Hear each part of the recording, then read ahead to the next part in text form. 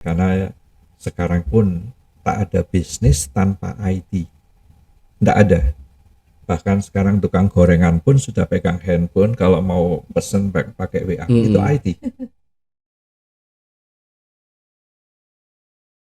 Hai Sobat Fantastik, berjumpa lagi dengan kami di IT Academy Podcast. Oke guys, untuk saat ini kita sudah mau memasuki era-era liburan panjang nih. Biasanya kalau liburan panjang, kita semuanya menuju mudik atau biasanya tidak terlalu terpaku dengan pekerjaan. Nah, tapi situasi itu tidak selalu dialami oleh teman-teman kita nih yang berkecimpung di bidang IT, terutama yang harus menjaga terus kestabilan dari internet, kemudian data center. Nah, pasti itu juga dialami oleh teman-teman IT yang biasanya tidak mengalami liburan. Untuk itu kita bisa nih berbincang-bincang menanggapi situasi itu oleh pakar atau expert di bidang IT. Oke, kita sekarang sudah hadirkan pakar IT yang memang sudah expert selama puluhan tahun, dari tahun 1977. Ini sudah mendalami dunia per IT-an. Sesepuh IT. Nah, kita bisa menyebutnya sesepuh IT. Pasti banyak banget ilmu yang bisa kita dapatkan dari bincang-bincang dengan narasumber kita kali ini. Kita langsung saja sambut ya, tidak usah berlama-lama. Kita coba sambut bersama Pak Wisnu Prasetyo Pribadi. Oke. Assalamualaikum warahmatullahi wabarakatuh. Apa kabar nih Pak? Alhamdulillah baik, puasa masih. Tetap semangat ya Pak ya, walaupun Siap, kita siap. berpuasa. Walaupun toh sudah 45 tahun ya, kalau nggak Oke salah. Yes. Bapak. Tetap ya Pak, kita lihatnya berjiwa muda Bapak. Insya Allah. Apa yang bisa saya berikan insya Allah bermanfaat bagi yang anak-anak muda ini. Semangat terus. Oke, Pak. Amin. Kita generasi Z ini harus banyak Siap, belajar ya Pak siap. dari Bapak. Oke, monggo silakan. Mungkin lebih baik saya disebut fosil kali ya. Oh, Bapak belum punah Pak, jadi belum fosil Pak, Bapak masih eksis Pak. Oke, baik Pak. Kita mau tanya nih Pak ya, bincang-bincang sebelum kita masuki permasalahan yang dihadapi oleh IT. Yang pertama nih Pak, Bapak kan sudah berkecimpung dari tahun 1977 ya, Iya. di bidang IT itu sendiri. Betul. Dari tahun 1977 itu kondisinya kita belum lahir nih Pak, kita masih Baik. entah di wilayah mana nih Pak. Baik, percaya kok. Jadi generasi anak saya yang keberapa. Oke. Dari tahun 1977 itu sendiri nih Pak, itu pasti kondisinya sangat berbeda sekali ya Sangat. dengan kondisi saat ini. Mungkin dari segi digitalnya, teknologinya, Betul. program untuk IT itu sendiri.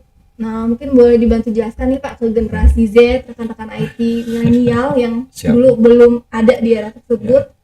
Bisa diinfokan seperti apa kondisinya saat itu? Jadi saya mulai dari Elnusa. Jadi saya di hire Elnusa itu tahun 77 sebagai associate programmer. Terpilih dari 1.200 yang apply, hanya 31 orang yang lulus tes dari mesin IBM. 31 orang tadi kemudian disaring lagi pada bulan pertama setelah pengenalan data center fundamental, disaring lagi tinggal 24. Jadi 7 lagi hilang. Setelah kemudian dilakukan sebulan training mengenai programming fundamental, 3 lagi yang dikeluarkan, tinggal 21. Itu adalah angkatan saya di tahun 77. Sebagian ada di sistem development yang buat program, kemudian sebagian di operasional yang mengoperasikan data centernya, tape drive, disk drive, segala macam, dan ada yang di marketingnya. Elnusa Data Center pada tahun 77 adalah satu-satunya public data center yang digunakan oleh banyak orang. Jadi mereka merancang program, minta dirancangkan Elnusa, diproseskan di Elnusa, kemudian diberikan pada mereka. IBM 37145 itu dulu hanya memorinya 512 kilobyte. Jadi handphone saya yang sekarang ini pun sudah 2 mega. Jadi udah berapa kali lipat itu? 8 kali lipatnya. Tapi besarnya adalah selemari besi yang sekarang ini mungkin. Tape drive-nya juga gede-gede. Kemudian disknya itu juga mungkin lebih gede sedikit daripada ban Vespa yang sekarang. Tapi kapasitasnya sama handphone yang sekarang udah jauh. Itu bedanya. Kami masih mempergunakan DOS, Direct Operating System, yang di dalam sistem IBM-nya itu sendiri. IBM itu singkatan dari International Business Machine, salah satu merek hardware yang sampai sekarang juga masih ada. Itu di Indonesia, di Jakarta, itu pada tahun 77 hanya ada 4 mesin IBM. Yang pertama adalah BI, beli duluan karena yang punya duit. Kemudian Pertamina karena juga kaya, udah punya duit, beli duluan. Kemudian Garuda yang juga banyak duit. Baru Elnusa, jadi direktur utama Elnusa waktu itu, Pak almarhum Pak Hudaya, sudah punya visi bahwa ini adalah nanti kedepannya Indonesia itu berdasarkan IT, berdasarkan komputer. Jadi beliau sudah dengan blessing dari Pertamina, karena Elnusa itu adalah anak perusahaan Pertamina, sehingga berkembang dan berkembang sampai kami mempunyai proyek, Elnusa mempunyai proyek di King Abdulaziz University, termasuk saya menjadi TKI. Jadi awal-awalnya TKI saya juga ikut jadi dikaryawakan di Saudi Arabia, di Jeddah, di King Abdulaziz University. Proyeknya itu sendiri adalah memindahkan konversi dari mesin PDP 1170 ke mesin IBM lagi 3031. Jadi kami di sana programming, mindahin, konversi dan segala macam. Itu sambil alhamdulillah naik haji. Jadi naik hajinya dengan biaya Elnusa waktu itu. Itu sekitar dari apa yang saya kerjakan dari 77. Kemudian setelah sepulang dari Saudi, masuk ke dunia consulting karena udah merasa bisa programming, bisa analisis, di hire sama konsultan nasional. Kemudian tanpa sengaja, tanpa apply juga di hire sama salah satu internasional konsultan. Kemudian berlanjut di beberapa tempat sebagai IT manager, sebagai service, malah pernah sebagai technical konsultan untuk, percaya Anda, tapi untuk human resources. Wah. Nah, jadi ngurusin payroll, bikin program Bertolak payroll. belakang banget ya Pak. Nah, kalau pendidikan saya memang ekonomi, jadi saya lulus dari Akademi Ilmu Keuangan, tapi masuk ke IT sampai sekarang udah kadaluarsa namanya. Itu kira-kira Berarti sekilas. Elnusa itu bisa disebut salah satu pelopor data center di Indonesia ya Pak? Betul. Jadi waktu itu juga ada Sudarpo, tapi sudah kalah pamor sama Elnusa. Sampai sekarang pun banyak yang ex Elnusa yang masih ada di seputaran IT. Kemarin malah ketemu dengan salah satu senior saya yang sama-sama di sana. Beliau sekarang masih consulting di Kementerian Keuangan sejak tahun 2011. Untuk IT itu sendiri ya Pak, berarti tidak harus ada pakem atau harus memang jurusan IPA kah atau fisika kah? Karena saya lihat kan Bapak ini di Elnusa itu ke arahnya itu lebih ke programming dan data analis ya Pak. Itu dua-duanya itu pekerjaan yang menuntut fokus tinggi, akurasi. Sistem analis. Nah itu Pak, mungkin dari anak-anak generasi milenial atau generasi Z ini ingin ke arah IT untuk fokus pekerjaannya, tetapi memang basicnya tidak ada. Nah, itu apakah bisa tuh Pak? Zaman itu kan belum ada sekolah IT Mbak. Jadi belum ada yang namanya Universitas Gunadarma, apalagi belum ada. Universitas Indonesia pun juga tidak ada jurusan IT. Jadi memang disaring dan di training di Elnusa itulah kami mengenal IT. Sudarpo juga ada, cuman tidak segede di Elnusa. Gitu. Karena kami menerima proyek dari publik itu berbagai-bagai, ada yang seperti yang saya laksanakan itu adalah proyek untuk survei kebutaan seluruh Indonesia, mempergunakan aplikasi yang namanya SPSS, Social Package for the Social Sciences. Itu persis semuanya adalah tabulasi, kemudian matriks, kemudian regresi, semua ada di situ. Dan Kementerian Kesehatan dulu Departemen Kesehatan itu melakukan survei ke seluruh Indonesia untuk menilai kebutaan. Dan itu datanya itu sampai 100 box. Dulu kita programming itu pakai card punch. Card punch itu adalah satu kartu yang bolong-bolong untuk mengisi baik data maupun program. Itu adalah 100 box. Pada satu box itu isinya adalah 2000 kartu. Jadi bayangin kita ngusung satu box masuk ke dalam card reader namanya untuk dibaca, baru dimasukkan ke dalam disk, baru bisa diproses dengan SPSS itu. Segitu ribetnya, segitu repotnya. Tapi hasil dari program itu sudah menghasilkan beberapa dokter di Departemen Kesehatan waktu itu. Jadi mereka melakukan kajian terhadap reportnya itu. Elnusa kebagian prosesnya, mereka kebagian hasil untuk prosesnya itu. Itu yang services yang dilakukan oleh Elnusa untuk Indonesia, katakanlah. Kontribusinya besar Kami sekali ya, programming itu nggak seperti sekarang mbak, gampang. Dulu itu kami nulis di dalam yang namanya coding sheet. Coding sheet itu adalah satu formulir, kolomnya 1 sampai 80, kemudian ke bawahnya adalah 24. Itu persis sebagai representatif dari card punch. Apa yang kita tulis di situ akan diberikan kepada card puncher untuk dibuat jadi kartu. Kartu nanti akan dimasukkan dalam card reader untuk dikompil. Hasil compile itu adalah berupa listing program. Kita lihat lagi ada nggak errornya, ada nggak ini, dikompil lagi sampai bersih.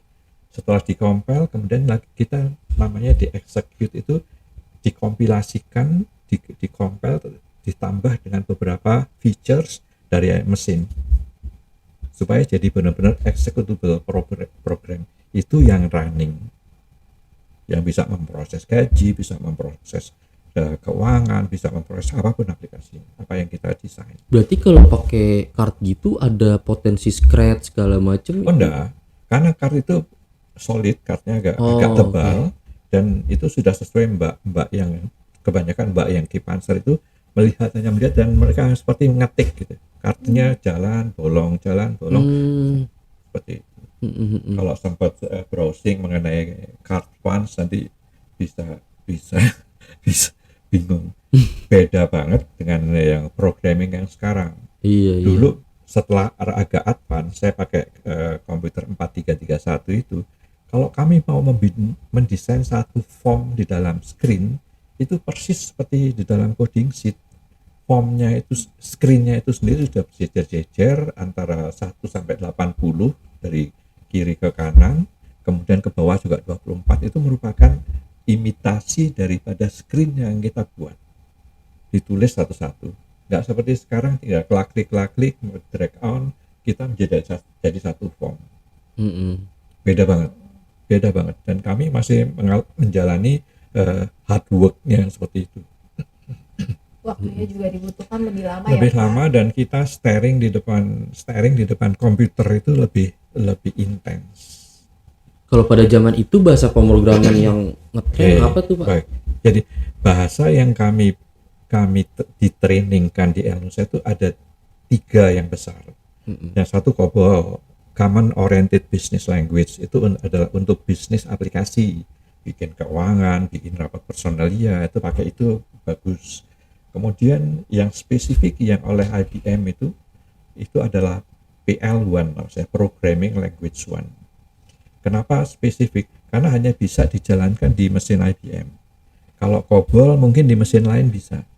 Kemudian yang ketiga adalah Fortran, Formula Translation. Itu untuk scientific aplikasi, tabulasi, bikin cross tab, bikin regresi, itu pakai Fortran. Jadi kenapa di Elnusa kami dipisah-pisah, kamu programmer COBOL, kamu programmer PL1, kamu programmer Fortran. Aplikasi untuk menjembatani aplikasi-aplikasi yang berbeda. Karena beda-beda fungsinya ya Pak. Ya, tetap mereka menggunakan coding form tadi menjadi card punch, jadi dikompil menjadi executable. Sama prosesnya. Prosesnya cukup panjang ya untuk membuat suatu program. Kalau sekarang kan seperti kita tahu banyak template segala macam, mau bikin Sekarang bikin website aja nggak usah perlu coding, Pak. Betul. Udah banyak platform yang nyediain WordPress, Blogger. Itu dia. Kalau dulu nggak ada, sama sekali nggak ada. Manual, serba apapun manual ya. Serba manual, dan kita benar-benar our own creativity. Jadi apa yang kita desain pasti beda dengan yang sebelah saya yang desain. Customize ya Pak ya, customize, Iya. jadi tidak Nggak ada. Dan juga belum ada yang Terjaga originalitasnya. original, sama virusnya itu juga nggak ada. Jadi sampai itu nggak ada yang belum mungkin yang bikin virus juga belum lahir mungkin. Nah, Pak, membahas tentang virus ya Pak ya. Virus kan identik dengan security, data Yes. security. Nah, dengan kemudahan akses atau teknologi yang berkembang saat ini dibandingkan di era Bapak waktu itu, pastinya tingkat perkembangan baik itu dari virus, kerentanan untuk akses, itu juga diikuti diimbangi dengan perkembangan juga kemudahan untuk mengakses Pak, seperti cloud mungkin. Karena Baik. sekarang ini kebanyakan identiknya dengan mengakses cloud untuk mempermudah Betul. pekerjaan Betul. atau aktivitas kita. Nah, kalau dari Bapak sendiri nih Pak, melihat mungkin era dulu tidak terlalu banyak nih virusnya. Kalau sekarang virus macam-macam jenisnya. Kemudian kerentanan untuk menjaga privasi data juga semakin berkembangnya tersebut, teknologi juga agak rentan juga ya Pak ya, Right. untuk privasi data kita. Nah, kalau menurut Bapak seperti apa Pak? Baik. Jadi saya singgung dulu yang mengenai privacy. Jadi kami dulu di dalam bikin satu database itu levelnya read only, orang hanya bisa membaca. Kemudian edit, orang bisa nambah. Kemudian orang bisa, yang terakhir sebagai administrator yang paling tinggi, bisa add, change, delete. Itu sudah paling tinggi. Jadi seseorang untuk login ke komputer itu, kamu aksesnya apa? Read only, supervisi, bisa add, bisa delete, atau kamu administrator, add, change, delete, semua capability kamu bisa punya. Itu tiga level menjaga privacy. Jadi nggak mungkin saya yang hanya read only bisa masuk ke database-nya orang lain, nggak mungkin. Nggak ada cara tembusannya pun nggak mungkin. Foldernya juga beda. Jadi foldernya diprotek dari tiga hal itu, tiga security Pak. Mengenai security masuknya, security physical ke dalam data center itu hampir sama. Yang terakhir adalah pakai dengan kartu. Hanya yang punya kartu bisa masuk ke data center, ke pusat data. Itu. Kemudian tadi disinggung mengenai cloud. Nah, cloud itu sekarang memang sudah menjadi keharusan, kalau saya boleh bilang, bahwa semua sudah memakai cloud. Cloud itu sendiri adalah salah satu services daripada pusat data. Jadi kita bisa lihat bahwa perusahaan sana juga punya private cloud atau public cloud. Nah, balik ke security lagi, tentu yang public tadi adalah less secure daripada yang private. Karena kalau private, Anda sendiri yang punya akses saat Anda atau grup Anda atau yang Anda kasih. Kalau public itu ya seperti semuanya sudah boleh, seperti akses ke Tokopedia, akses ke itu Tokopedia, Shopee, boleh ngomong mengenai Boleh silakan Pak. Jadi senang untuk Tokopedia nanti. Jadi itu adalah mereka memang diberikan public cloud di sana. Oleh siapa? Ya mungkin dari provider yang saya nggak bisa sebutkan mereka cloud hostingnya di mana. Mereka menempatkan cloudnya ada di mana. Mereka pakai cloudnya siapa? Amazon, pakai cloudnya Amazon, whatever. Tapi itu adalah layanan dari pusat data. Ada lagi yang belum terjawab. Dari segi keamanannya kalau untuk cloud itu seperti apa Pak? Baik. Sekarang ini sudah, kalau 3-5 tahun ke belakang mungkin masih, karena masih coba-coba juga. Tapi sekarang itu sudah ada, seperti tadi saya bilang, kalau Anda private cloud, itu pasti security-nya tinggi. Hanya orang yang Anda berikan akses yang bisa mengakses cloud Anda. Tapi kalau public adalah anyone, anybody bisa. Jadi mengenai security-nya, ya di dalam data center yang sekarang ini, cyber security itu juga sudah advance. Mereka juga punya proteksi yang sudah dibuild, dibentuk oleh orang-orang expert yang untuk sudah mengetahui behavior dari masing hacker itu kayak apa sih. untuk nyerang di bagian apa sih? Tidak sekedar ganti webnya, tapi mungkin ke file-file atau mencuri data Anda. Itu sudah banyak aplikasi-aplikasi proteksi yang melindungi cloud itu sendiri. Tinggal providernya tadi apply apa tidak, karena ini kan pasti bayar, pasti beli, pasti diinstal dan segala macam gitu. Jadi mohon tidak terlalu takut untuk masuk ke cloud, tapi juga jangan gampang-gampang ngasih nomor handphone, ngasih nama dan segala macam. Karena zaman sekarang tuh kalau saya lihat tuh banyak ya Pak penyedia jasa cloud storage gitu ya. Ya. Nah, semakin banyak perusahaan yang penyedia jasa, kita memilihnya tuh seperti apa sih Pak? Maksudnya tips untuk memilih cloud yang baik gitu untuk keamanan data segala macam. Pertama, reputasi. Pada saat Anda mau melakukan hosting cloud Anda di situ, Anda lihat pernah nggak kecolongan orang ini. Kecolongan itu dalam arti sudah pernah ada data breach, ada pernah fraud atau apa. Pasti kalau marketingnya ngomong nggak ada Pak, kita nggak ada. Jadi lakukan search bahwa mereka memang benar-benar secure. Kemudian juga perlu ditanyakan proteksinya apa saja, sampai level berapa. Di dalam cyber security itu ada 3 level. Pertama, level dari sisi peripheralnya, perangkatnya. Kemudian dari level kedua adalah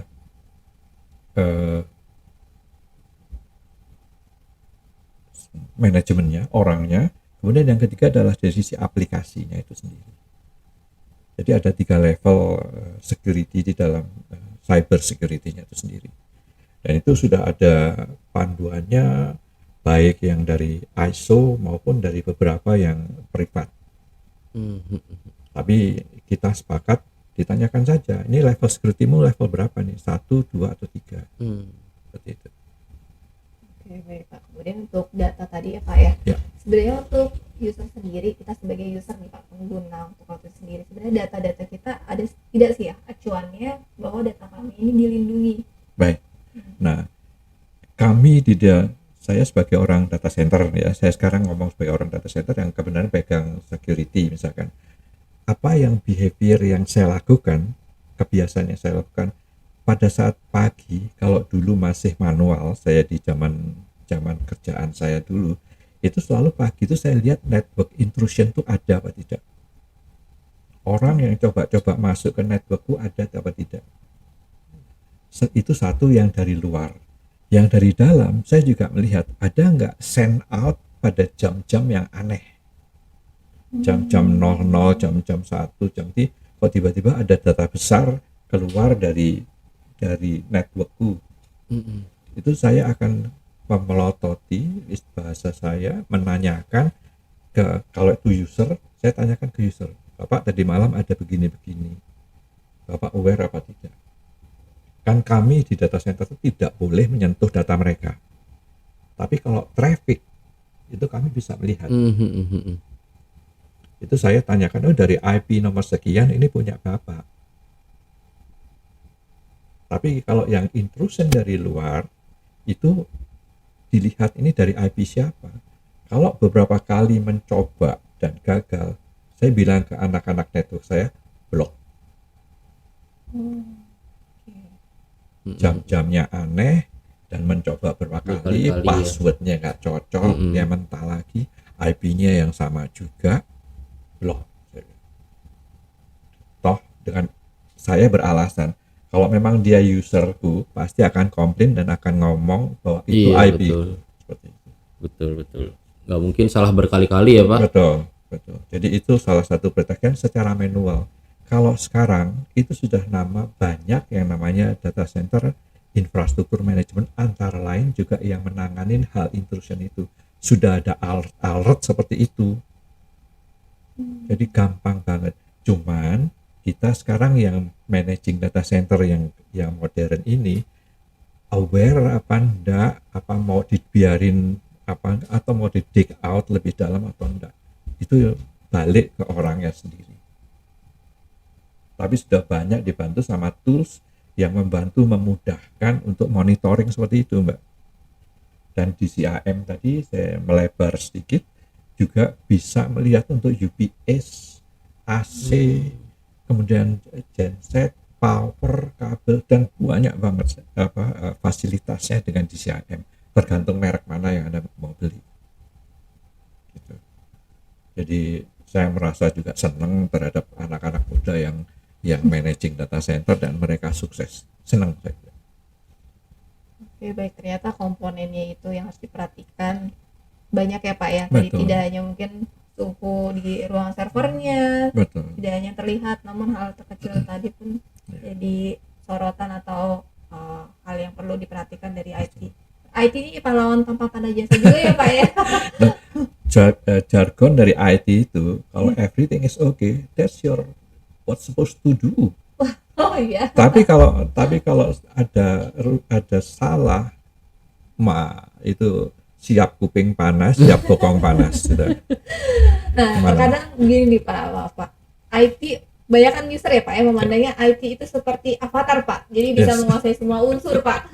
IT semuanya kalau ada bermasalah pasti di IT, padahal kan memang IT ada spesifikasinya ya Pak ya. Betul. IT infra, IT network, kemudian IT untuk software gitu. Nah, Bapak melihatnya bagaimana Pak? Jadi kalau semuanya ada masalah, IT pokoknya Pak. Ya, betul. Itu memang nggak bisa ditolak orang user seperti itu. Jadi center of excellence itu memang di IT. Karena sekarang pun tak ada bisnis tanpa IT. Nggak ada. Bahkan sekarang tukang gorengan pun sudah pegang handphone kalau mau pesen pakai WA. Itu IT. Itu baru pedagang gorengan dan sampai kita tahu pesan segala macam. Tapi itulah Mbak, jadi edukasi terhadap user pun juga seperti itu. Kalau dalam satu manajemen IT yang benar, ada yang namanya help desk. Itu tolong telepon ke mereka yang akan menyaring, oh problem Bapak itu di network, problem Bapak ini di aplikasi. Saya arahkan ke orang network, saya arahkan ke orang aplikasi. Tapi kalau tidak ada help desk, ya itu tadi, IT manajernya itu handphonenya nggak boleh mati 24 jam. Terima kasih. Jadi itu yang saya alamin dulu. Apalagi kalau sudah namanya managing DC dan DRC, itu sudah top deh pokoknya semua problematiknya.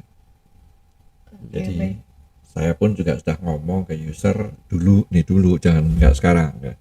Dulu kalau jam berapapun Bapak telepon pasti handphone saya bunyi. Jadi itu musuh besar istri saya itu ya di situ. Enak-enaknya tidur di telepon. Kadang-kadang user pun juga hanya untuk ngetes bener nggak handphone saya itu on pada saat jam-jam segitu. Oke, karena biasanya ada SLA ya Pak ya, atau SLA, ya, service level agreement. Responsibility-nya ya Pak. Iya. Service level agreement itu gini Mbak. Jadi sebelum kita apply atau naruh sesuatu di data center itu selalu ada kontrak, oke, SLA-mu berapa. Salah satu contoh yang paling gampang adalah network. Oke, Anda langganan Excel, langganan Indosat, mereka langganan Telkom, mereka punya SLA bahwa saya jamin availability-nya adalah 99.96 misal, atau 9-nya lagi 3 kali atau 9-nya 5 kali. Itu adalah acuan bahwa networknya akan on sepanjang percentage itu yang ditawarkan. Kalau ada tidak on, off, dan kurang dari itu, maka hitungannya adalah berapa sih yang kurang, itu yang akan jadi restitusi, bukan dibalikan tapi restitusi, nanti bulan depan bayarnya dikurangin sekian. Itu ya Pak, seperti itu. seperti penalti gitu ya Pak untuk penalti providernya ya. Providernya. Iya, jadi misalkan dalam sebulan itu kita downtime 2 jam, 3 jam nanti. Iya, itu dendanya gede. Karena kalau mereka sampai klaim bahwa SLA ku adalah 99.99, itu adalah asat. Anda harus menghitung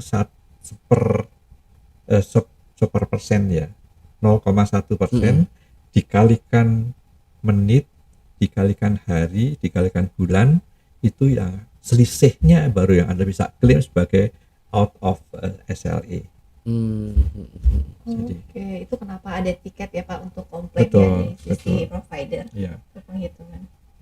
itu Dan beda dengan nanti SLE-nya terhadap orang-orang infra. Itu kita baru orang-orang network ya. Kalau orang infra ya, data center tuh punya UPS tapi bukan UPS-nya sendiri kan, punya misalkan AC juga bukan AC-nya sendiri kan, pasti ada provider AC. Nah itu SLE-nya juga beda. Kalau ada problem AC Pak, saya jamin 1 jam pasti ada respon dulu.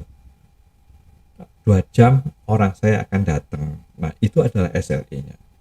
Nah itu kalau tidak datang orangnya dalam 2 jam, problemnya tidak solve dalam 4 jam, penaltinya juga akan beda-beda.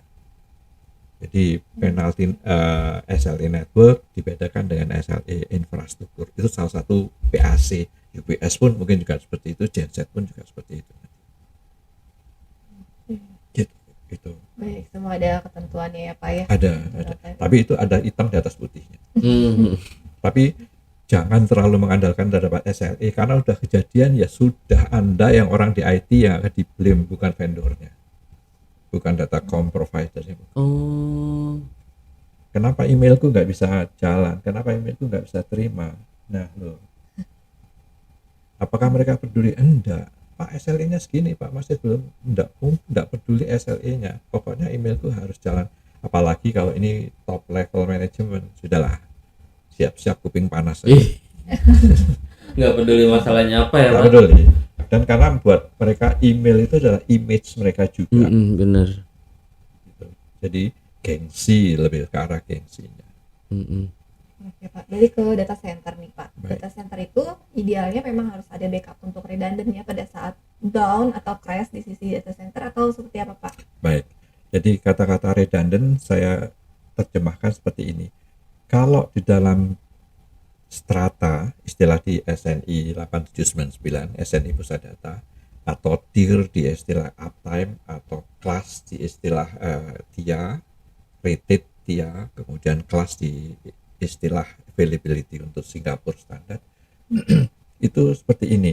Kalau di level 1 atau strata 1 boleh nggak ada redundant untuk infranya. AC-nya 1 mati ya sudah, thank you, kita maintenance. Tapi semakin ke depan, semakin tinggi, itu sudah harus ada redundant. Bahwa kalau AC 1 mati akan dihandle oleh AC yang kedua. UPS 1 mati akan dihandle oleh UPS kedua. Itu redundant di infranya. Sedangkan kalau untuk availability data centernya Mbak, yang diperlukan adalah disaster recovery center, DRP. DRC. Jadi saya main data center ada di gedung AD Premier, tapi saya punya DRC di somewhere provider. Tidak ada jarak tertentu seperti 30 km, 40 km, regulasinya tidak ada. Tinggal Mbak hitung bahwa sesuai enggak dengan kemampuan kita, keinginan kita untuk menaruh disaster recovery. Kemudian yang kita taruh di dalam disaster recovery tadi apa saja?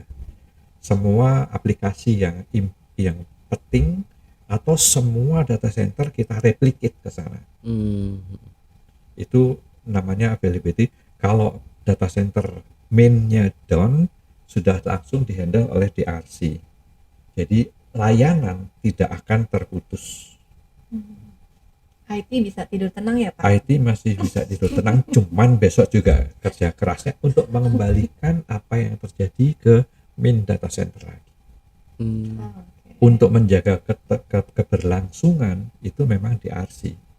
DRC itu sistemnya seperti load balance pada network pun. Beda.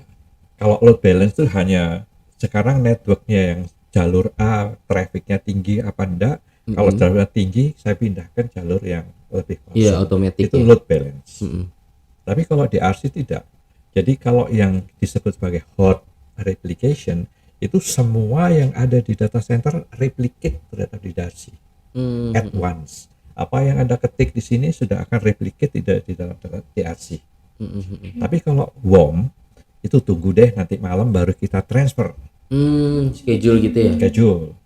Tapi kalau yang cool yaitu tadi, kalau rusak ya baru kita restore, baru kita tipnya kita bawa, kita disknya kita itu nanti berkaitan lagi dengan maksimum available outage time, MAOT namanya, yang diperbolehkan mati itu berapa jam oleh manajemen yang di atas nih. Boleh mati sih kalau cuma 2 jam, boleh mati sih kalau cuma 1 jam.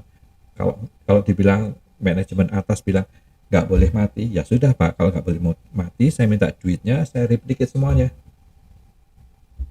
itu. Jadi dalam data center tuh sangat penting sekali ya Pak untuk replicate data real time itu. Betul. Karena seperti kita tahu kemarin ada kejadian di gedung Cyber 1 kebakaran ya. Jadi kebetulan ini pengalaman pribadi. Jadi ada satu website di perusahaan kami dipakai cloud hosting ya. Itu hostingnya tuh lama banget maksudnya terlalu lama untuk backup ke server yang baru dibanding yang lain-lainnya gitu. Ini mohon maaf buat teman-teman saya yang di cyber. Jadi kami prihatin dengan hal itu, Mas. Iya. Tapi kesalahannya bukan dari situ sebenarnya, Mas. Bahwa tidak adanya replikasi itu, apakah si pemilik webnya tadi, penyedia hostingnya, tadi menyatakan bahwa saya punya DRC loh, atau Anda yang menyerahkan web hostingnya cukup di satu provider aja. Nah, bukan salahnya dia juga. Kalau Anda hanya mau naruh web hosting di tempatku tanpa Anda meminta untuk replikasi, ya sudah, thank you very much, Anda bayar bulanan. Tapi kalau Anda meminta saya replicate, tolong replicate, nah saya akan carikan. Pertama saya backup site-nya, saya taruh di mana. Pertama saya anggap web hosting di tempat saya sebagai main, kemudian DRC-nya adalah di provider yang lain. Tentu ada cost-nya, implikasi cost-nya ada. Tapi kalau Anda hanya aku naruh dong, gitu, ya sudah. Gitu. Anda nggak minta. Tidak ada request untuk replikasi ya? Anda nggak request untuk DRC kok. Nggak salahnya provider juga. Jadi ini saya bantuin teman-teman yang di cyber. Nah, itu berarti penting ya Pak ya untuk memperhatikan hal tersebut. Betul. Jadi kalau Anda merasa bahwa aplikasi saya yang saya hostingkan ini adalah 24 jam, ya Anda siap-siap, jangan satu. Tapi pada saat Anda pointing ke satu provider, tolong bikinkan replicate ke provider B.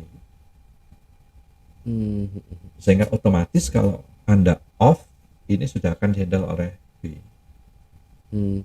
Oh berarti itu sesuatu yang harus di request ya Pak? Betul. Karena yang saya alami itu kita pakai beberapa penyedia hosting ya Pak. Yang saya nggak tahu nih server mereka di mana, tapi kan kita tahu perusahaannya aja penyedia hosting A, B, C. Nah tapi rata-rata tanpa saya minta dia udah punya sistem replikasi sendiri sih Pak. Kalau zaman sekarang mungkin ya. Mungkin sekarang setelah kejadian itu, tapi kalau yang setahu saya mereka enggak, Mas. Jadi mereka hanya karena menyediakan hosting di tempat lain itu kan juga harus bayar secara cost-nya. Ada cost-nya lagi. Iya.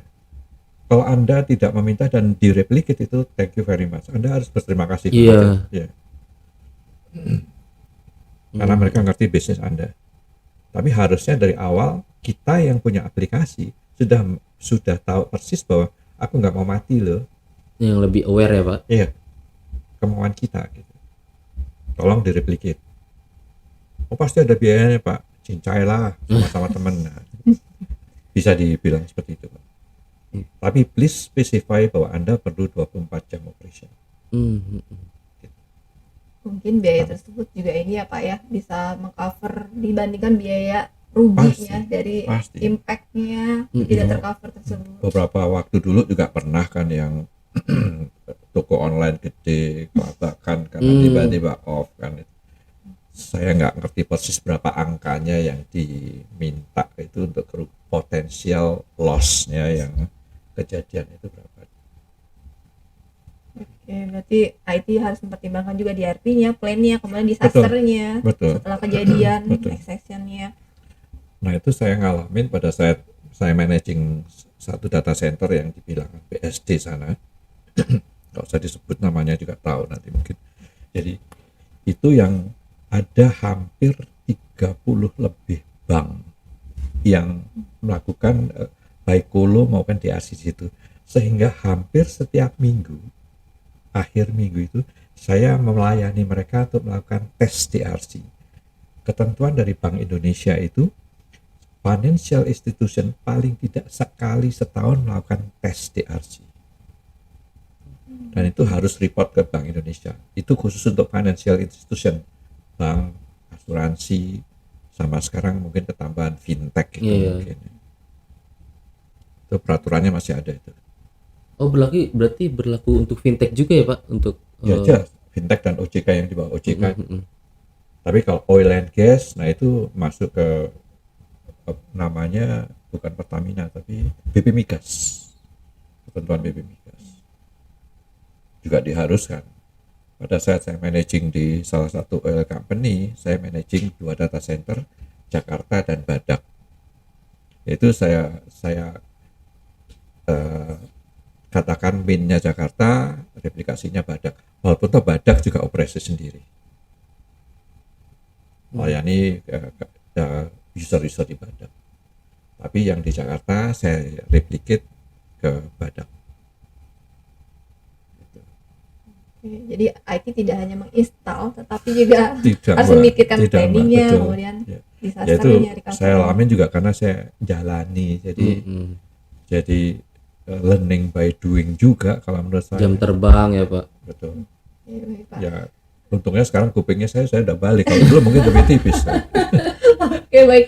Jadi kalau dilihat IT ini sebenarnya profesi yang selain menjanjikan juga dibutuhkan kesabaran juga ya Pak ya, dalam menangani berbagai macam tadi Dan jangan kejadian. lupa dengan modern teknologi sekarang, dengan cloud sekarang ini, berapa banyak anak muda YouTuber yang kerja di rumah duitnya banyak. Oh iya. Menjanjikan Betul. berarti IT ya Betul. Pak. Oke. Jangan takut.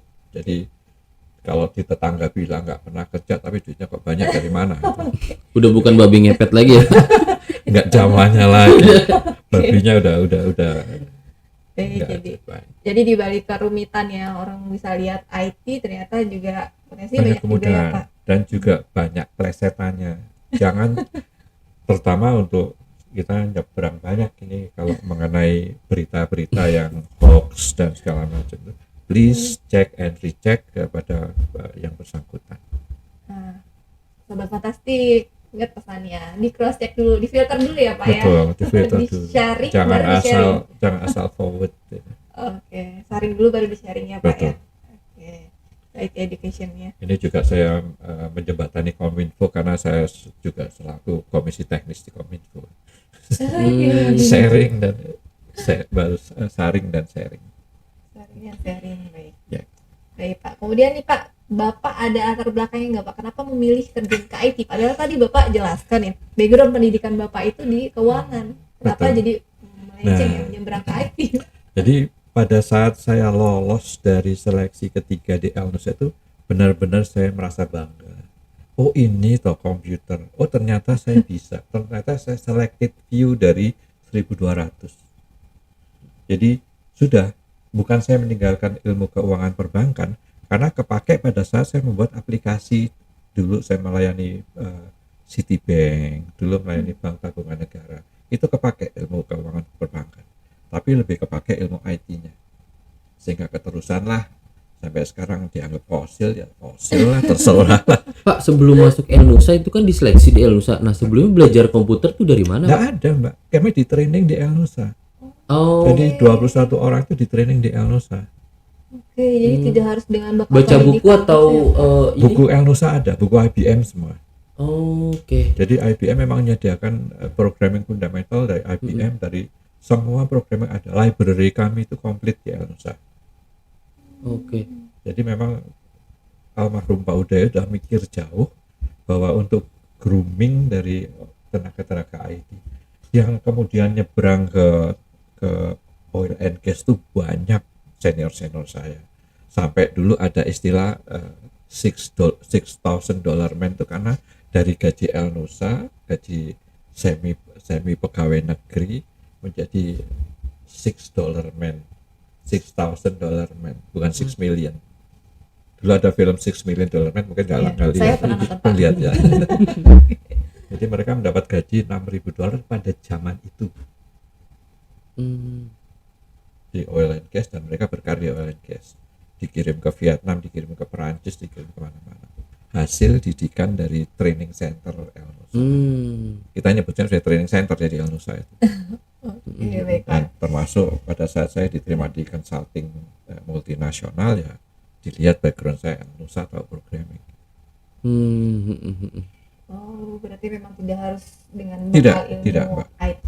Kalau sekarang memang sudah ada akademinya, IT Academy di sini. Sekarang silahkan training di sini, itu dapat sertifikat segala macam. Saya buru-buru dulu ada sekolah komputer, nggak ada sama sekali. Jadi dari kita baca, kita praktek, kita cari kesan. Tidak semudah kita browsing sekarang dapat buku-buku yang bagus, enggak.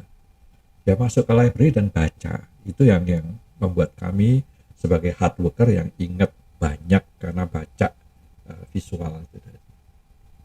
Beda dengan baca di screen ya, sekarang kan cepat baca cepat lupa juga. Iya. Persis seperti itu. Betul Pak. Jadi karena ada gerakan kinestik ya Pak ya pada saat buka buku secara hard copy-nya. Hard copy, mata, kemudian tangan juga semua bergerak.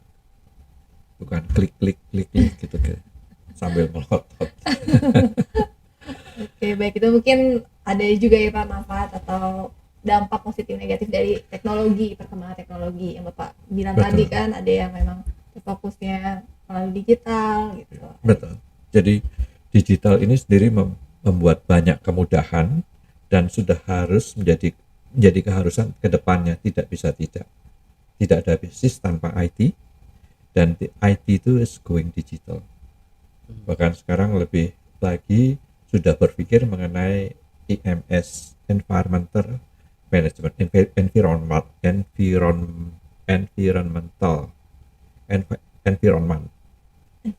environment ya, lingkungan. Nanti bisa diedit ya Mas. Ribet bahasa environment ya. Itu bahwa data center itu diklaimnya di tahun 2008 sampai itu penyumbang karbon besar, pemakai listrik terbesar itu adalah data center. Ini riset dari luar negeri. Sehingga kami sekarang sudah berpikir harus lebih efisien, harus lebih renewable energy harus kita pakai, dan kedepannya kita harus tidak boleh ninggalin sesuatu yang merusak untuk anak cucu. Ya, kita tetap harus menjaga environmental ini. Memungkinkan nggak sih Pak kalau di sebuah Mungkin. perusahaan data center itu pakai panel surya untuk listriknya? Oke. PLN sudah mencoba di Sumbawa, itu sudah satu gedung dikasih panel surya atapnya sudah menghasilkan 10 megawatt. Itu di laporan PLN di Sumbawa. Jadi untuk sekampung sudah cukup. Artinya apa? Dengan adanya listrik, internet pun juga masuk. Koneksinya ke sana. Terbukalah semuanya.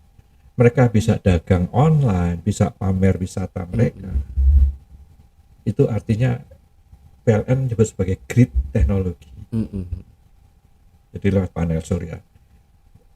Penyedia, saya boleh sebut Google apa enggak? Jadi di salah satu data centernya itu sudah full semua atapnya itu pakai panel surya.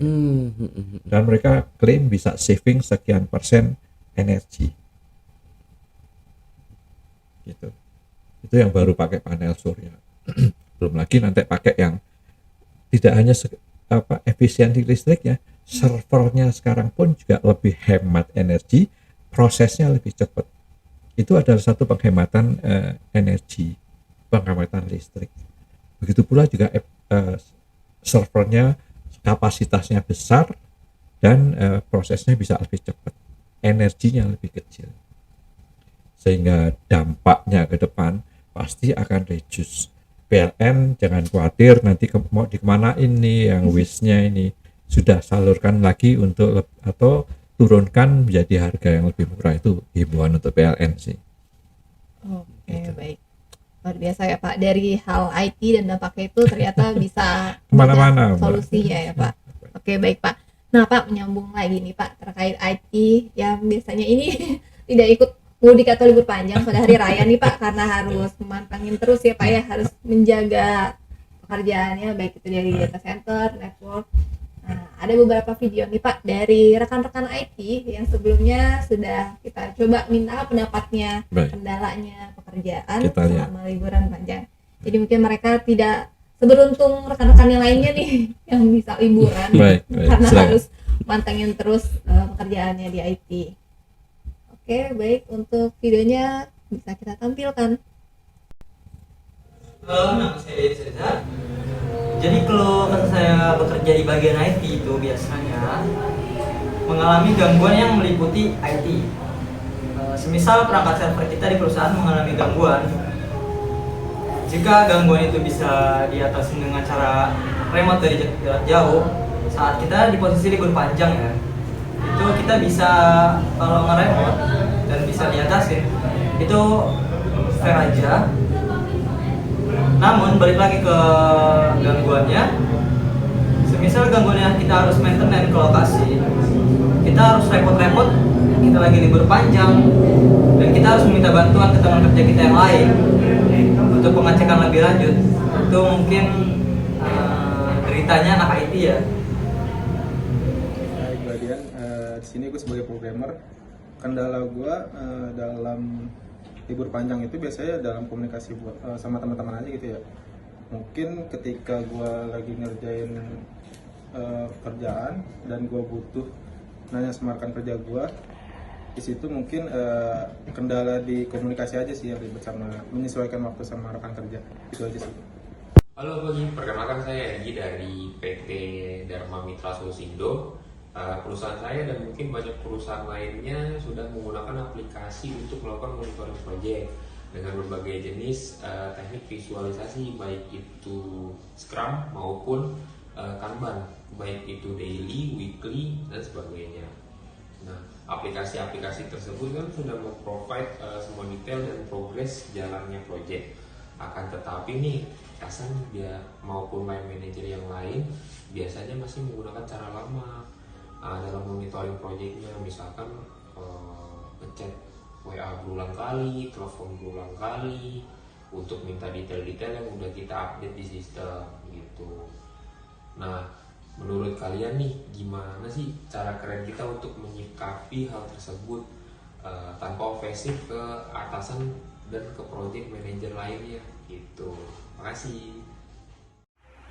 Halo ekspor, mau nanya nih, kan sebentar lagi kita mau lebaran. Jadi kita ada lumayan lah libur lumayan panjang, itu semingguan.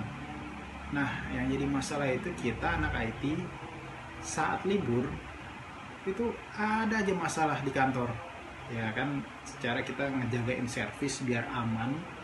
Yang jadi kendala itu kita nggak punya yang namanya server redundansinya atau HA-nya. Emang nggak dibikin HA, ya alasannya budget terbatas. Jadi ya kita jadi kayak apa ya? Jadi kayak robot, istilahnya make sure itu service aplikasi dalam server itu harus on terus 24/7. Kalau ada problem ya pelanggan langsung komplain, ya kan, customer komplain. Nah, kita buru-buru deh tuh troubleshoot, kalau emang down langsung kita naikin lagi. Nah, ketika libur panjang ini kita biasa ada shift-shiftan. Nah, bisa nggak nih biar kita bisa tenang gitu libur panjangnya kan? Nggak ada deh masalah-masalah kayak gitu. Mohon solusinya ya. Oke, baik Pak. Ini ada beberapa tayangan video Pak dari IT yang berkeluh kesah nih Pak. Curcol ya Pak ya. Nah, mungkin bisa ditanggapi Pak bagaimana untuk saran masukan tips-tipsnya pada mereka. Baik. Yang pertama tadi masalahnya di kebanyakan overload kalau saya nggak salah tangkap. Jadi bagaimana dia akan lagi kerja kemudian mendapat lagi limpahan kerjaan lagi. Tapi itu hal tersebut itu juga wajar Mas kalau Anda tidak mengatakan bahwa ini loh program yang sedang saya kerjakan. Limitasinya, batas waktunya kapan. Sehingga usulan tambahan kerjaan itu ya harus melihat. Kalau di beberapa perusahaan itu biasanya levelnya berjenjang. Sebelum sampai ke programmer, harus ke atasan programmernya. Atasan programmer seperti saya lakukan dulu sebagai koordinator programmer, saya bisa membagi-bagi load ini ke siapa yang lagi senggang. Nah, itu ya. Yang kedua tadi mengenai apa tadi? Programmer, kalau yang pertama tadi dia tuh orang network Pak. Orang kebetulan. network, oke, baik. NOC. Kalau yang kedua baru yang programmer itu. Baik. Kalau yang NOC itu memang tadi sudah saya jelaskan di awal bahwa providernya juga harus kita uber, bahwa jangan sampai network linknya itu terkendala karena sisi mereka, karena dia kan user menerima. Jadi itu make sure bahwa routernya dia sendiri nggak apa-apa, fine saja. Kemudian dari sisi providernya juga harus fine, dan mereka juga harus ada orang. Alhamdulillah sudah bisa dimonitor dari rumah, sehingga kalau ada ini langsung bisa reaksi sebelum usernya yang reaksi. Itu kuncinya. Memang harus mengorbankan waktu. Kalau di dalam liburan ya handphonenya jangan mati, jangan sampai lowbat. Iya betul. Itu dia. Karena alert pasti akan jatuh di handphonenya dia. Itu dia harus reaktif. Tapi sebelumnya dia harus make sure bahwa providernya pun juga siap sedia untuk menjalani libur panjang ini. Jangan berpatokan pada SLA, jangan. Make sure. Bahkan pada listrik pun, kalau ada kendala listrik, itu disempatkan untuk telepon ke PLN, Pak ada giliran pemadaman nggak tanggal-tanggal ini. Karena biasanya dalam libur panjang kan pemakaian listrik di rumah tinggi, nah itu biasanya ada giliran pemadaman. Seperti itu. Kemudian apa lagi? Yang terakhir tadi sempat koordinasi ke teman kerja Ya, lalu baik. Nah, Ya. koordinasi teman kerja sama ini memang itulah kerja IT. Tapi pesan saya, kalau Anda menyintai pekerjaan, tidak ada yang berat. Selama Anda menyintai pekerjaan saya, ya udah, that's what you do. You like what you do what you like. Itu kompensasi yang mungkin harus diberikan pada mereka, dan juga jangan sungkan minta ke upper manager, Pak kita udah sukses nih Pak, liburan panjang kita melek terus Pak, reward ya Pak. rewardnya apa Pak? Kasih tiket pulang pergi Mandalika Pak. Nah, jangan takut untuk ngomong itu bahwa Anda sukses, dan sukses itu harus recognize by mereka bahwa Anda kerja keras. Selama liburan ini ada sekian banyak problem Pak Senso, buat dalam report resmi, ajukan dalam report resmi. Secara bercanda tadi saya bilang tiketnya Pak Mandalika Pak, pulang pergi. Dari tiket komplain ke tiket Betul. Mandalika. Jadi, kemudian juga pernah saya jelaskan bahwa jangan sungkan-sungkan juga kalau memang harus on-site WFO dan memang bekerja lebih dari 12 jam, tolong ajukan saya boleh buka hotel ya. Nggak usah yang mahal-mahal. Cuman saya menghindari supaya saya nggak nyetir dalam keadaan ngantuk, nyetir motor, nyetir mobil, dan Iya. ada sesuatu. Risikonya tinggi ya Pak. Betul. Saya nggak milih hotel yang bintang 5 kok Pak. Cukup asal Yang bisa istirahat. betul, beristirahat yang dekat-dekat kantor sini.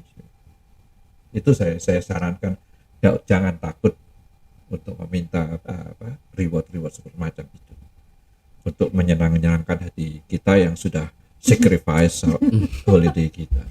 Mungkin kalau alasannya jelas diajukan Betul, juga ya Pak, betul, jadi pertimbangan juga dari pihak Dan manajemen. pasti mereka punya nurani juga. Berapa sih paling semalam segini sih, Oke. cincai lah.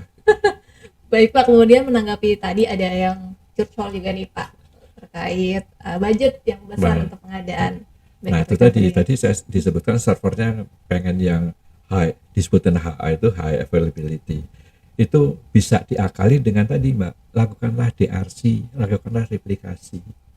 Nggak perlu HA, tapi di DRC-nya juga ada server yang serupa, yang kapabilitasnya juga sama dengan server yang ada di kantor. Dan juga pada saat terjadi sesuatu, Anda swing over tadi, supaya dilayani dari DRC. Layanan tetap jalan terus. Anda nggak perlu problem solve, atau Anda lakukan problem solving di server yang ada di kantor, yang di main data center.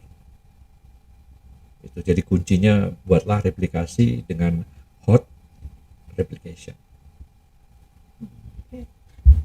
Oke, sahabat menjawab. fantastik jawab ya tadi curcol-curcolnya. Jadi Tapi kalau bisa. kalau enggak ya minta ke TSI tolong di training mengenai disaster recovery gitu. Oke, nah itu juga penting ya Pak ya, pemahaman Betul, teori-teori betul. dari pelatihan-pelatihan. Jadi tidak hanya praktek tapi dibekali Betul. juga oleh ilmunya ya Pak. Jadi amat sangat penting menjaga kontinuitas layanannya dari IT. Jadi konsekuensi kalau tidak dipenuhi ya Anda jabarkan pada upper management. Kalau nggak ada ini loh Pak risikonya. Kita hanya punya single server, kalau nggak punya replikasinya ini ya harus tertunda gitu. Akan tertunda layanannya. Jadi juga jangan sungkan-sungkan ke telepon provider. Maaf ya, ini saya direkod ini. Jadi beberapa provider itu memang nakalan. Jadi kalau kamu langganan umum biasa, kira-kira nggak dipakai, bandwidthmu tak kecilin supaya saya bisa memberikan prioritas bandwidth pada yang lain. Itu akal-akalan jeleknya orang ISP, orang network provider. Yang juga sekarang boleh direcall. Jadi yang sulit untuk dilakukan DRC itu adalah seperti network provider, seperti Indosat, seperti Telkom, seperti Icon Plus, Excel, segala macam. Itu karena mereka network provider. Solusinya adalah mereka punya 2 data center yang on yang sama. Itu solusi yang mahalnya. Kalau mereka mau bertahan seperti itu. Karena mau di DRC di mana? Nggak ada provider yang Excel mau ditaruh di Telkom, nggak mungkin. Indosat mau taruh di Telkom juga nggak mungkin. Sama-sama provider networknya. Jadi harus ada 2 data center yang memang benar-benar mereka melakukan replikasi sendiri. Satu di Cibinong, satu di Jatiluhur misalkan. Punya mereka sendiri. Itu adalah bagian investasi mereka untuk menjaga reputasi. Karena nggak mungkin akan mereka melakukan DRC, itu nggak mungkin. Siapa yang mau nampung segitu banyak, segitu besarnya bandwidth? Nggak ada yang punya, nggak tersedia. Oke, baik Pak. Jadi wejangan Bapak nih Pak, selaku sesepuh dari IT expert. Nah, untuk para IT praktisi seperti yang tadi bergerak di bidangnya masing-masing itu untuk infra dan IT network, Bapak punya tips agar mereka bisa fokus, tenang dan nyaman melakukan pekerjaannya selama masa liburan ini? Fokus di pekerjaan itu satu hal yang bagus, tapi juga lihat ke depan, what next. Itu jangan lupa untuk mencari pembaruan dari masing-masing bidang Anda. Server pun juga sekarang udah mulai lebih dingin, lebih efisien. UPS pun sudah lebih efisien lagi. Jadi jangan mandek di satu tempat. Move forward dan read aloud, search aloud. Jangan cari web-web yang lain, tapi apa yang menjadi minat Anda untuk pengembangan diri Anda sendiri. Teruslah belajar, teruslah menggali untuk belajar. Dan tambah maju, tambah sukses, insya Allah. Jadi yang di-upgrade ini tidak hanya device digital, Orangnya tapi juga. diri pun ya Betul, Pak, upgrade pengetahuan, inovasi. Makanya kalau saya tadi bilang bahwa I do what I like what I do. Kalau saya nggak suka kerjaan ya saya nggak kerjakan. Walaupun itu bidang saya nggak suka. Tapi kalau saya suka, bagaimanapun bentuknya saya kerjakan. Gitu. Passion ya Pak ya? Ya, passionnya ya, itu tadi. Gampangan saya kadang-kadang mereka banyak teman saya bilang bahwa Wisnu memang aneh gitu. Nggak gampang nyuruh nggak, kalau bukan ini. Apalagi sekarang saya sudah bebas seperti ini. Enak. Kalau dulu ya keharusan. Tapi karena tetap saya sayang sama IT ya saya kerjakan. Saya ceritakan, saya punya istri satu, mungkin nggak ya, pakai Pak? baru ya, bukan baru, satu. Anak saya 2 laki-laki dua-duanya, satu selesai kuliah di ITB, satunya di UI. sekali waktu kami itu lagi sudah merencanakan mau weekend bareng-bareng ke Cilegon. Kan tuh lewat BSD. Kok ya kebenaran kata bahasa Jawanya dilalah. Persis di depan kantor itu tiba-tiba telepon bunyi, Pak, ada problem. Di mobil saya turun meninggalkan anak istri saya yang sudah tadinya siap-siap mau weekend bareng sama bapaknya, saya turun. Anak saya yang gede ngomong, Bapak itu dibayar berapa sih? Kayak gitu. Itu yang membuat saya dek, I done it too much untuk mengorbankan keluarga, dan saya nggak akan keterusan. Sehingga saya ngomong ke direktur utama, anakku udah komplain, aku pinggirin sedikit supaya aku bisa pulang dari jam 8 sampai jam 5. Walaupun tuh nggak kesampaian, pulangnya juga habis maghrib juga. Tapi tidak Sabtu Minggu saya harus ngeladeni semua bank ya untuk melakukan DC sama DRC. Jadi ada batas keseimbangan yang mana yang layak kita kerjakan tanpa mengorbankan keluarga yang kita sayangi. Itu sih pesan saya juga. Balancing ya Pak, Balancing life. dari Ya. Berarti anak ini ada yang menurun menjadi IT atau melihat itu tadi dia, Mbak. kondisinya? Alhamdulillah nggak ada, Mbak. Jadi melihat bapaknya yang kalau pulang malam-malam itu yang gede juga, yang vokal itu. Aku nggak mau kerja kayak bapak di IT. Walaupun toh sekarang dia kerjanya sampai malam-malam, tapi sudah jadi keharusan. Tapi bukan di IT. Dia di interior design deh, di salah satu multinasional company. Salah satu hotel itu buatan dia setelah dia lulus dari ITB itu. Seneng banget. Itu Pak, desainnya dari aku Pak. Aku boleh nginep dapat diskon 30%, 40%. Alhamdulillah.